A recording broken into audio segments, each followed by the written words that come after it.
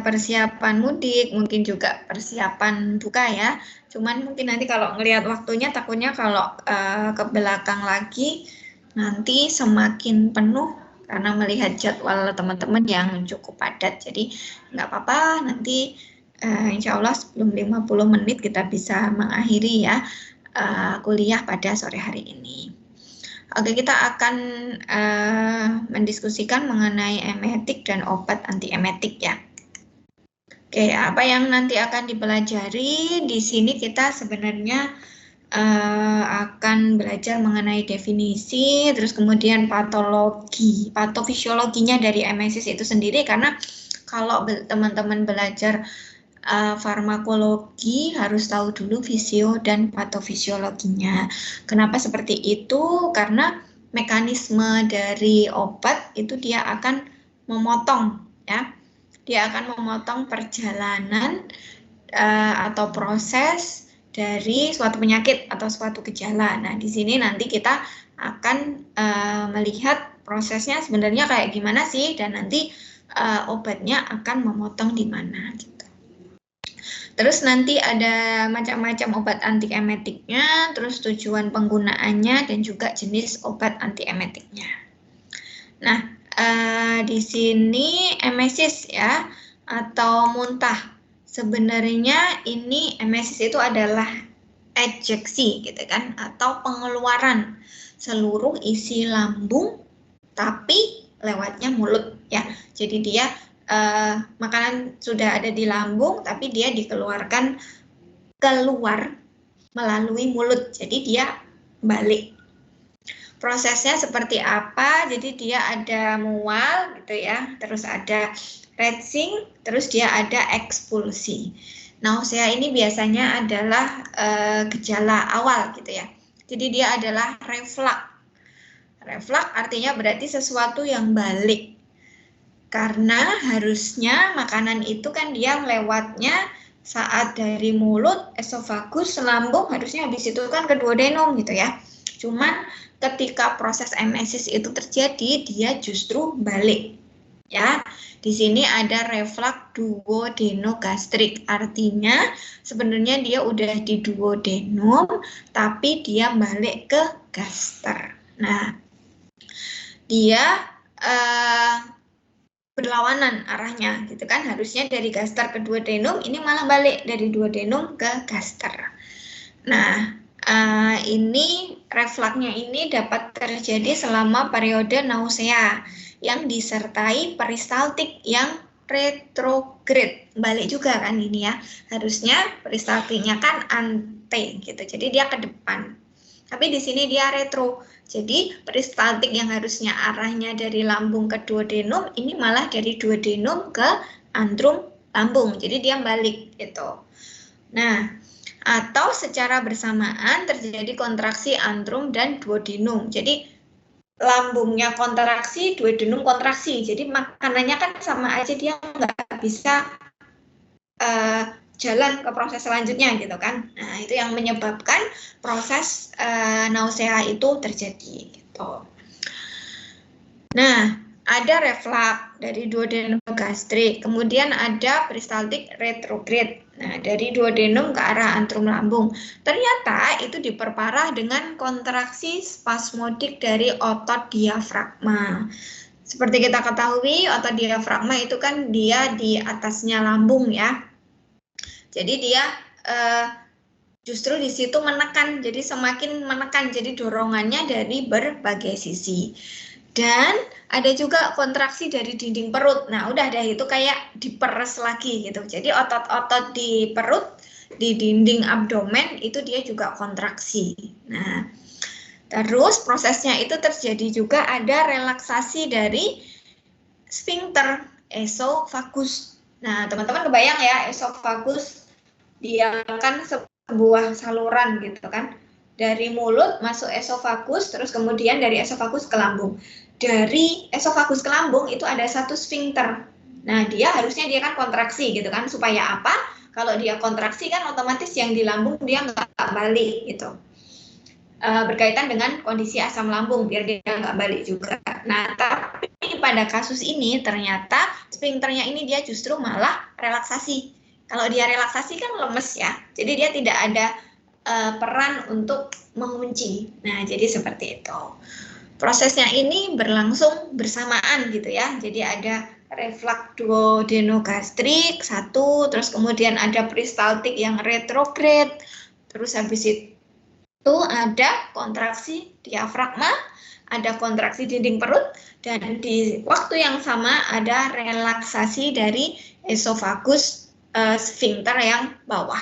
Nah, jadi kayak dibuka jalan tol gitu. Jadi sangat mudah sekali makanan yang ada di lambung dia jadi balik. Nah, terus ini contoh aja ya, contoh sifat dari muntahan itu kita nanti bisa memprediksi sebenarnya arahnya ada di mana gitu. Kalau muntahnya itu projektil, jadi biasanya kayak nggak ada apa-apa, tiba-tiba kok langsung kayak nggak ketahan, langsung muncrat gitu ya, langsung muntah gitu. Biasanya ada obstruksi gastrointestinal atau tekanan intrakranial yang meningkat. Terus misalnya bentuknya bahan muntahan, apa yang dimakan gitu, berarti dia belum sampai di duodenum ya, dia bahkan di lambung pun belum tercerna sempurna. Atau kadang penyebab muntahnya ada di esofagus.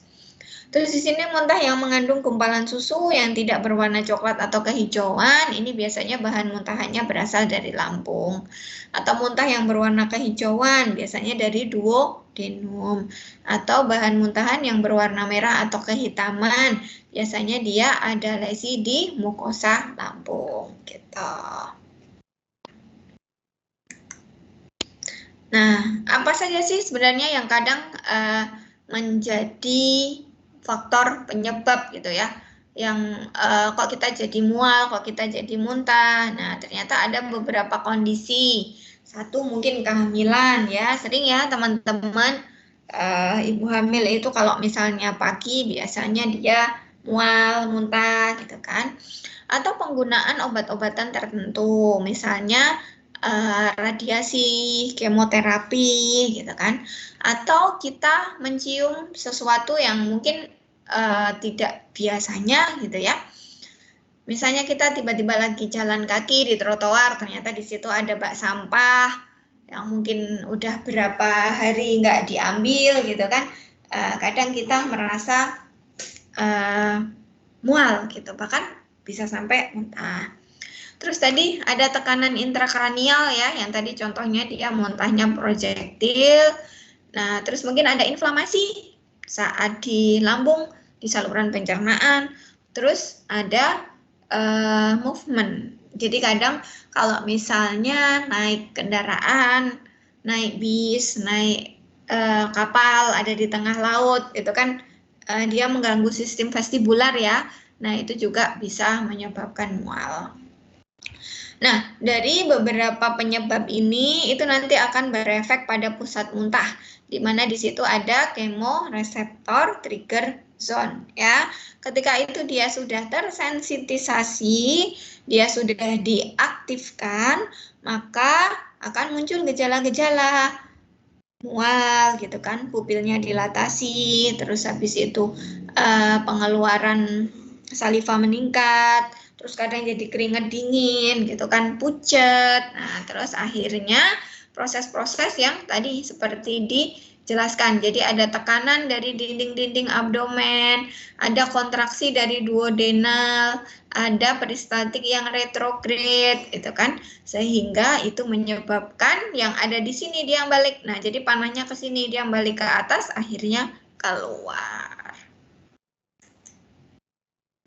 Nah, ini patofisiologinya ya. Kalau intinya harus sampai ke kemoreseptor trigger zone. Karena dari kemoreseptor trigger zone ini dia akan mengaktifkan pusat muntah. Nah, di sini bisa kita lihat bahwa di kemoreseptor trigger zone ini mayoritas neurotransmitternya yang dominan adalah dopamin. Tapi kalau misalnya di vomiting center yang dominan itu adalah yang asetilkolin. Nah, ketika ini tersensitisasi maka nanti akan menggerakkan sistem somatik dan otonom sehingga nanti bisa muncul muntah, ya. Oke. Terus selanjutnya, nah ini adalah klasifikasinya ya, obat-obatan yang anti emetik itu tadi. Nah, di sini kita punya beberapa golongan. Satu yang 5-HT3, di mana dia neurotransmitter yang berperan di sini adalah serotonin atau dopamin antagonis, di mana neurotransmitter di sini yang berperan adalah dopamin. Kita juga bisa pakai histamin, antihistamin ya, dia sebagai H2 blocker, ada juga antikolinergik, ada NK1 reseptor antagonis, terus bisa juga pakai glukokortikoid dan kanabinoid. Kenapa? Karena ternyata ini juga punya efek mengurangi muntah, ya. Nah, bisa kita lihat di sini ya. Jadi kalau misalnya yang dia mayoritas dia yang bekerja di kemoreseptor trigger zone di sini CTZ, maka yang bisa kita gunakan itu bisa yang 5-HT3, dopamin sama NK1. Tapi kalau misalnya yang di pusat muntahnya kita pakai yang histamin atau yang antikolinergik, muscarinic cholinergic ya. Ini juga berdasarkan dari penyebabnya ya. Berdasarkan dari penyebabnya, misalnya penyebabnya ada dari saluran pencernaan, misalnya lambung, kemudian usus, biasanya kita pakai 5-HT3. Misalnya penyebabnya adalah movement gitu ya, mabuk perjalanan, naik kapal, kita bisa pakai antihistamin gitu. Kita lihat satu persatu ya. Oke, kita masuk ke kemoreseptor trigger zone ya.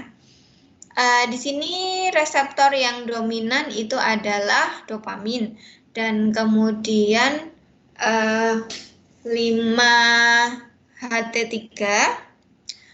Tapi di sini CTZ tidak dilindungi oleh sawar darah otak. Jadi akan sangat mudah dia kena stimulus-stimulus gitu ya. Contohnya adalah stimulus dari obat. Terus kemudian asetilkolin dan histamin ini juga berhubungan dengan transmisi sinyal dari sistem vestibular ke pusat muntah. Makanya tadi kalau misalnya dia berkaitan dengan sistem vestibuler, misalnya mabuk perjalanan gitu ya, maka kita pilihan obatnya lebih sering kita pakainya yang antihistamin. Nah, terus ada pusat kortikal yang lebih tinggi. Nah, ini contohnya seperti ini ya. Jadi, ini adalah gambaran dari kemoreseptor trigger zone dan pusat muntah. Kemoreseptor trigger zone itu di sini. Pusat muntah itu di sini. Nah, ini bisa aktif gitu ya. Ketika dia reseptornya itu ketemu kuncinya. Nah, di sini ini adalah agonis. Agonis ini adalah kunci yang masuk ke lubangnya. Jadi kalau dia 5-HT, maka antagonisnya yang 5-HT3. Jadi antinya gitu kan. Jadi kalau misalnya yang nempel di sini 5-HT, berarti nanti ini akan aktif. Ketika itu aktif ya, dia akan menimbulkan gejala-gejala yang tadi sudah kita diskusikan. Jadi kayak misalnya ada peristaltik yang retro, terus kemudian ada kontraksi dari dinding abdomen, kontraksi dari diafragma gitu. Makanya supaya dia tidak tersensitisasi, kita harus memberikan antagonisnya ya. Antagonis ini artinya yang dia berlawanan. Kalau agonis ini dia yang sesuai. Gitu. Nah, kita masuk ke obat antiemetiknya ya. Nah, yang pertama ini kita ke antihistamin atau H1 blocker ya. Dia berarti menghambat reseptor H1. Contoh-contohnya apa saja? Ada prometazin, ada sinarizin, ada dimenhidrinat, ada dipenhidramin. Indikasinya untuk apa? Indikasinya di sini motion sickness ya. Jadi kayak mabuk perjalanan, vertigo, terus gangguan fungsi labirin gitu. Jadi teman-teman bisa pakai ini ya untuk gangguan di apa namanya? Sistem vestibuler. Nah, ini contohnya ada prometazin sama dimenhidrinat. Nah, sebenarnya ini kita familiar sih, yang namanya dimenhidrinat ini sering dipakai, kalau mau sebut merek ini adalah Antimo. Nah, sering ya itu diiklankan gitu. Kita pun kalau misalnya beli di apotek, belinya Antimo. Nah, terkenalnya kan itu gitu. Jadi sebenarnya dia antihistamin. Nah, tapi dia punya indikasi untuk motion sickness sama Meniere disease. Ya, mekanisme aksinya dia sebagai H2 H1 reseptor blocker. Blocker sama dengan antagonis ya. Jadi di atas kita belajarnya antagonis, tapi itu sama. Sebenarnya antagonis itu nanti yang akan memblok. Jadi kalau misalnya dia sudah diblok, maka yang agonisnya tadi kan nggak bisa nempel di situ. Kalau agonisnya si histaminnya nggak bisa nempel di situ, maka si CTZ tadi kan tidak akan tersensitisasi, dia tidak akan aktif, sehingga tidak akan terjadi proses mual, muntah gitu kan. Nah, itu adalah mekanisme kerja dari dimenhidrinat ya. Tapi dia punya efek samping. Nah, apa efek sampingnya itu? Sedasi. Makanya kadang kenapa kok ditanya minum Antimo kenapa? Biar ngantuk gitu kan. Padahal sebenarnya dia memang punya efek untuk motion sickness. Tapi efek sampingnya adalah ngantuk ya. Karena kalau misalnya di perjalanan minum dimenhidrinat biasanya memang langsung ngantuk. Terus akhirnya dianggap ini adalah itu obat tidur, karena kalau tidur nanti nggak jadi mual. Padahal konsepnya bukan seperti itu. Dia memang punya efek untuk motion sickness. Terus berikutnya tadi ya prometazin, ada sinarizin, ada dimenhidramin gitu ya. Nah, ini punya ini sendiri-sendiri ya. Nanti tinggal teman-teman baca, cuman yang memang paling sering digunakan ada di CD-RINA. Terus berikutnya adalah antagonis dari dopamin. Nah, ini juga sering kita gunakan ya. Contohnya dari antagonis dopamin ini adalah metoclopramid sama domperidon. Bedanya apa? Di sini dia tidak selektif kalau yang metoclopramid. Jadi dia bisa di dua reseptor. Dia bisa menghambat reseptor dopamin. Tapi untuk dosis yang lebih besar dia juga bisa menghambat 5-HT3 atau serotonin tadi ya di kemoreseptor trigger zone ya. Terus di perifer dia juga punya efek prokinetik. Nah, domperidon ini bedanya dengan metoclopramid dia selektif. Jadi dia hanya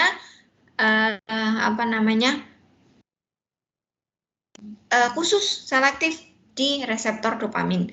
Beda dengan metoclopramid tadi yang dia ternyata bisa menghambat juga di serotonin. Nih bedanya ya, ini sering diresepkannya Fometa gitu, kita juga familiar itu domperidon ya.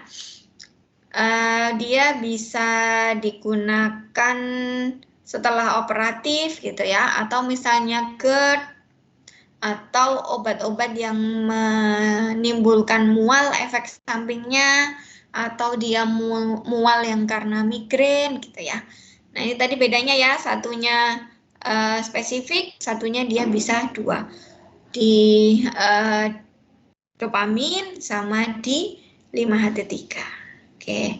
Efeknya di sini hati-hati kalau metoclopramid dia bisa ekstrapiramidal dystonia, jadi yang kaku-kaku kayak robot. Kemarin sudah blok jiwa ya, ada efek ya ekstrapiramidal sindrom ya. Nah, jadi seperti itu. Konsumsi metoclopramid pun bisa menyebabkan efek ekstrapiramidal. Terus domperidon dia bisa meningkatkan prolaktin serum. Nah, kadang ini juga diambil efek sampingnya. efek sampingnya karena dia meningkatkan prolaktin. Prolaktin itu tujuannya untuk hormon menyusui, jadi kadang kita ngambil efek sampingnya. Ada ibu menyusui yang dia ASI-nya mungkin nggak banyak gitu ya, produksinya belum lancar, justru disuruh minum domperidon. Nah itu kadang kita ngambil efek samping gitu ya, padahal sebenarnya obatnya dia untuk mengurangi mual. Nah, terus berikutnya, oke, kita masuk ke 5-HT3 ya. Ini memang antiemetik yang sangat poten, terus dia lewat metabolisme yang ada di hepar gitu ya, dan mayoritas dikeluarkan di ginjal dan metabolismenya ada di hepar gitu ya. Biasanya digunakan untuk apa? Untuk post kemoterapi ya, karena dia yang paling poten soalnya, jadi potensinya untuk mengatasi muntah mual itu tinggi. Terus juga pas operasi, karena operasi kan kadang menggunakan obat anestesi ya, obat anestesi biasanya menimbulkan nausea dan muntah, dan proses operasinya itu sendiri juga menyebabkan mual muntah. Atau proses radiasi biasanya kita menggunakan hal tersebut. Ini adalah contoh-contohnya ya, pokoknya yang golongannya setron. Nah, yang 5-HT3 yang belakangnya setron ya. Paling sering kita gunakan di sini adalah ondansetron ya. Jadi dia yang paling sering digunakan gitu. Yang lainnya sebenarnya ada, tapi kita kayak yang udah familiar itu adalah ondansetron. Tapi nggak masalah mau pakai yang lainnya asal ada itu boleh. Ya, jadi ada dolasetron, ganisetron, ondansetron, palanosetron, dan topisetron. Terus berikutnya ada antikolinergik ya. Antikolinergik,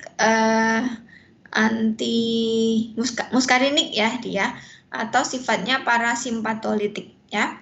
Dia akan menurunkan motilitas dan sekresi dari gastrointestinal. Jadi dia lebih kayak yang mengurangi tadi peristaltiknya gitu ya, terus mengurangi refluksnya gitu. Jadi mekanisme kerjanya itu dia lebih ke gastrointestinalnya. Kalau yang tadi misalnya antihistamin, terus kemudian 5-HT3, terus dopamin, tadi kan kita mekanismenya lebih ke yang di 5-HT kemoreseptor trigger zone-nya kan gitu. Cuman kalau yang antikolinergik ini lebih ke pergerakan dari gastrointestinalnya. Biasanya yang dipakai itu adalah skopolamin gitu ya. Nah, dia bisa digunakan untuk motion sickness juga. Jadi nggak cuma yang antihistamin tadi. Terus berikutnya, oke, ada juga dia golongan dari antagonis reseptor NK1. Jadi dia menghambat ikatan antara substansi P dengan NK1 reseptor secara spesifik. Nah, jadi kalau mainnya udah reseptor itu biasanya spesifik. Dia kayak kunci sama gemboknya gitu ya. Jadi cocoknya cuman itu gitu. Dia tambahan ya, bisa digunakan untuk tadi yang misalnya pasca operatif, kemoterapi gitu. Nah, ini yang tadi golongan yang lainnya. Golongan yang lainnya kita sebenarnya ngambil fungsi obat aslinya itu bukan seperti itu gitu. Cuman ternyata dia punya potensi lain bisa ke mekanisme tersebut. Misalnya ini glukokortikoid ya. Kita contohnya yang sering kita pakai adalah dexamethasone. Mekanismenya dia sebagai antagonis prostaglandin ya. Jadi lawan dari prostaglandin, dia akan merilis endorfin juga. Jadi kadang kalau misalnya ada nyeri-nyeri gitu, kadang disuruh minum kortikosteroid gitu, dia akan mempan. Makanya kadang kita bilang bahwa kortikosteroid itu adalah obat dewa gitu ya, karena efeknya yang memang bagus gitu saat proses awal gitu. Cuman konsumsi kortikosteroid itu kan tidak disarankan untuk jangka panjang ya, karena dia punya efek samping yang misalnya nanti Cushing syndrome gitu kan, terus peningkatan berat badan misalnya seperti itu. Dia bisa digunakan untuk ini ya, mual muntah yang dia misalnya pasca kemoterapi. Nah, misalnya nih yang paling sering gitu ya, contohnya di sini adalah ibu hamil. Nah, ibu hamil itu sendiri biasanya mengalami morning sickness. Kenapa morning? Karena biasanya dia dipengaruhi oleh beta HCG. Itu adalah hormon yang diproduksi oleh plasenta. Sehingga hormon tersebut itu hanya ada saat seorang perempuan hamil. Nah, dia morning karena kadarnya itu dia memang paling tinggi saat pagi hari. Sehingga saat pagi hari biasanya perempuan yang sedang hamil itu mengalami morning sickness. Sehingga dia mual bahkan sampai muntah. Dan ternyata angkanya besar, 70-90% dari wanita yang hamil itu dia akan mengalami morning sickness gitu ya. Apa penyebabnya? Yaitu tadi, karena dia ada perubahan hormonal gitu. Ada perubahan hormonal sehingga fisiologinya juga dia berubah. Selain perubahan hormonal, ternyata ada perubahan juga dari sistem gastrointestinal. Contohnya apa? Ternyata di sini pada ibu hamil itu secara otomatis memang ada penurunan tonus sphincter gastroesophagus. Nah, jadi tadi kan kalau kita berbicara mengenai patofisiologinya, sphincternya kan dia jadi relaksasi ya. Nah, ini tanpa proses apapun ternyata tonusnya memang dia sudah menurun gitu. Berarti kan kondisinya tidak kontraksi yang tidak kontraksi yang paling kuat gitu ya. Nah, terus sekresi asam lambungnya turun ternyata. Kalau sekresi asam lambung turun berarti kondisi pH dia akan meningkat. Benar ya? Karena asamnya jadi sedikit. Berarti kalau asamnya sedikit, dia kondisinya basah. Nah, kalau kondisinya basah, maka pH-nya akan meningkat. Nah, makanya kalau ibu-ibu hamil itu, kadang dia ngidam nyarinya yang kecut-kecut. Kenapa? Ya, karena itu tadi, ternyata sekresi asam lambungnya turun, berkurang. Jadi kayak rasanya pengen makan yang asam-asam gitu. Ya, misalnya kita sering lihat atau mungkin ada pengalaman kayak misalnya kalau orang lagi hamil, pengennya rujak gitu kan, atau mangga muda gitu. Nah, itu ternyata berkaitan dengan perubahan dari sistem gastrointestinal. Terus berikutnya lagi adalah pengosongan lambungnya itu ternyata lebih lambat. Nah, jadi misalnya harusnya makanan yang ada di lambung itu dia sudah diproses di duodenum, tapi ternyata pada wanita yang hamil itu dia lebih lambat gitu. Padahal mungkin ada makanan baru yang masuk gitu kan, sehingga mungkin itu yang akan menyebabkan reflux gitu, dia jadi balik. Yang penting adalah pemberian obatnya harus sesuai efikasi, sesuai manfaatnya, dan yang penting juga aman gitu kan. Karena ada 2 nyawa di situ, satu ibunya dan satu lagi janin ya. Apalagi kalau kita tidak hati-hati ya, biasanya kalau obatnya itu memang tidak aman untuk bayi, ada 1 dari 25 bayi yang lahir cacat karena penggunaan obat selama kehamilan. Nah, obat yang seperti apa itu? Ternyata adalah obat yang menembus sawar plasenta. Berikutnya, nah ini adalah contoh-contoh ya penggunaan obatnya. Jadi ini berkaitan dengan kapan dia diminum, kapan obat tersebut dikonsumsi. Kalau misalnya dia dikonsumsi saat masih fase nidasi, jadi masih mau nempel gitu ya, nempel ke endometrium gitu. Biasanya nanti akan menyebabkan fetal death ya, jadi semacam abortus gitu.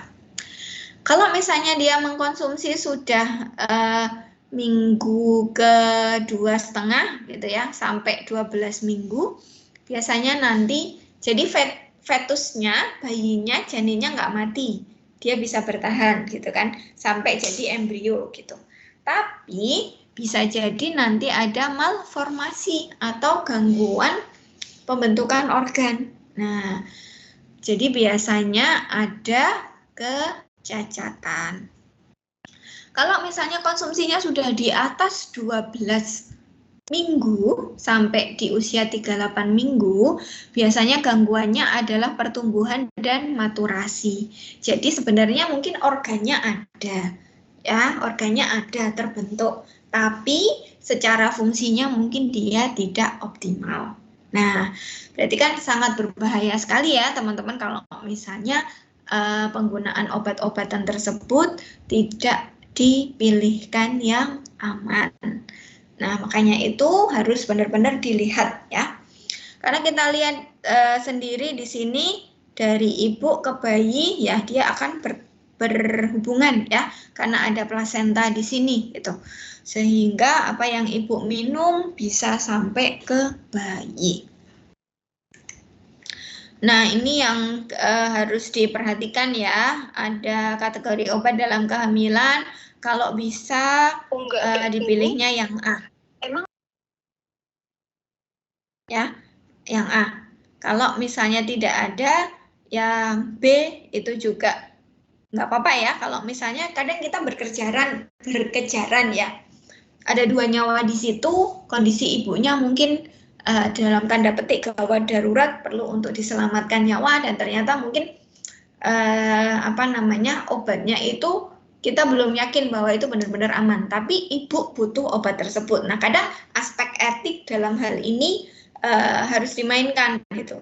Cuman kalau misalnya kita bisa menentukan gitu ya, yang aman-aman saja yang dipilih. Kalau bisa kategorinya adalah A gitu ya.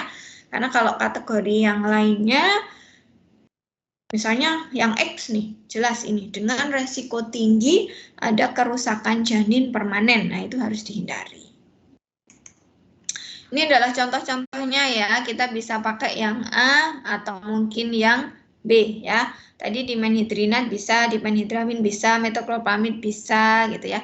Atau mau pakai yang B ya. Di sini masih bisa ondansetron. Biasanya seringnya justru sekarang kalau nggak metoclopramid pakainya ondansetron ya. Atau domperidone juga masih bisa ya. Pilihannya bisa seperti itu gitu. Oke. Alhamdulillah. Ada pertanyaan, kakak-kakak?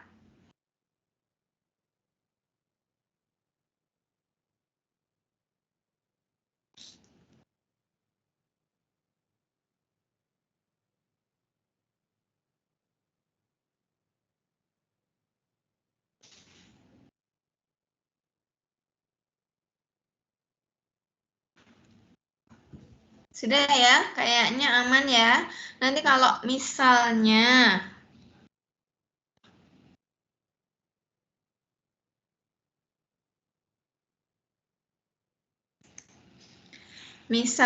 ada yang mau ditanyakan, suara saya masih terdengar? Masih, dokter. Oh ya udah, oke. Masih, dokter. Kalau misalnya ada yang mau ditanyakan, boleh nanti ini ya, Japri, silakan bertanya.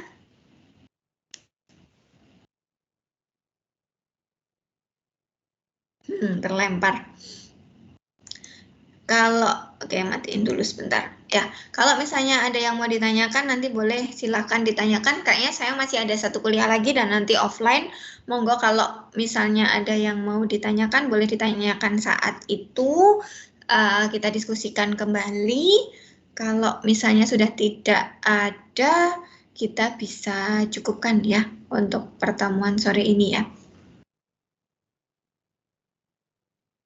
Udah aman? Dokter, terima kasih. Ya, oke. Selamat berliburan.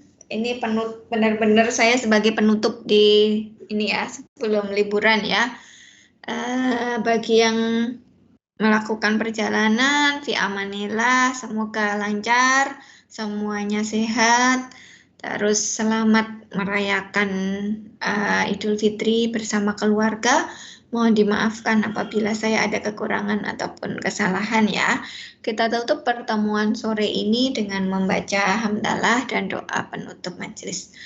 Alhamdulillahirabbil alamin. Subhanakallahumma wa bihamdika asyhadu alla ilaha illa anta Oke, kita cukupkan sekian. Assalamualaikum warahmatullahi wabarakatuh. Waalaikumsalam.